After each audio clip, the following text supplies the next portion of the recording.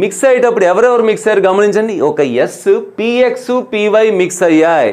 Px PY mix అయితే మీకు మీ voice unmute చేస్తున్నాను. మిక్స్ అయ్యేటప్పుడు పిఎక్స్ పివై కదా మిక్స్ అయ్యాయి. ఇదేమో మిక్స్ అయిన తర్వాత ఆ ముగ్గురు ఒకే ప్లేన్ అన్నాను. ఆ ప్లేన్ ఏ ప్లేనో గెస్ చేయగలరా? ఇది ఏ ప్లేనో గెస్ చేయగలరా? ఈ plane Y Z plane, X Y plane అలా చెప్తారు కదరా.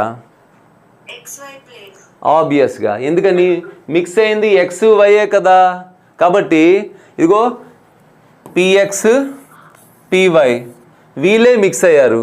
వీళ్ళే మిక్స్ అయ్యి అదే ప్లేన్లో 120. ఇప్పుడు వీళ్ళ మధ్య బాండ్ యాంగిల్ ఇదేమో 2px, ఇదేమో 2py.